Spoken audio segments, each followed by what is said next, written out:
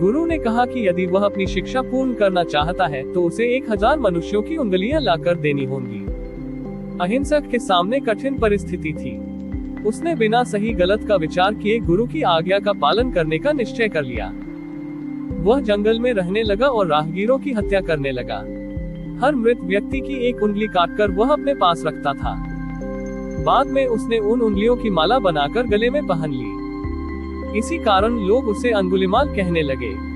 कुछ ही समय में उसका नाम पूरे राज्य में भय का कारण बन गया। लोग उस रास्ते से गुजरने से डरते थे।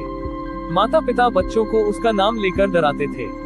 कोई भी उसके सामने जाने का साहस नहीं करता था।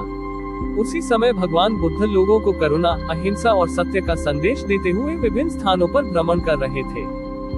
जब उन्हें अंगुलिमाल के बारे में पता चला तो उन्होंने उसके प्रति घृणा नहीं बल्कि दया का भाव रखा। लोगों ने बुद्ध को चेतावनी दी कि उस जंगल में मत जाए, अंगुलिमाल बहुत खतरनाक है।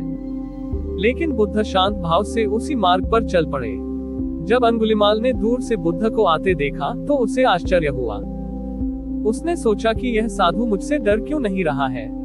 वह हथियार लेकर बुद्ध की ओर दौड़ा, लेकिन पूरी ताकत लगाने के बाद भी वह उन्हें पकड़ नहीं पाया। थककर उसने चिल्लाकर कहा, रुको श्रमण, रुक जाओ। तब बुद्ध ने मुस्कुराकर उत्तर दिया, अंगुलिमाल, मैं तो रुक चुका हूँ, अब तुम्हें रुकना है।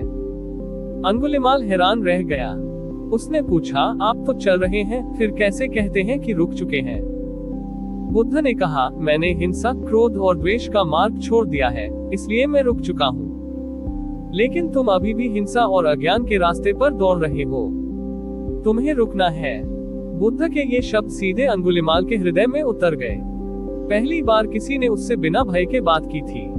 पहली बार किसी ने उससे केवल अपराधी नहीं बल्कि एक भटके हुए इंसान के रूप में देखा था। उसकी आंखों से आंसू बहने लगे। उसे अपने किए गए अपराध याद आने लगे।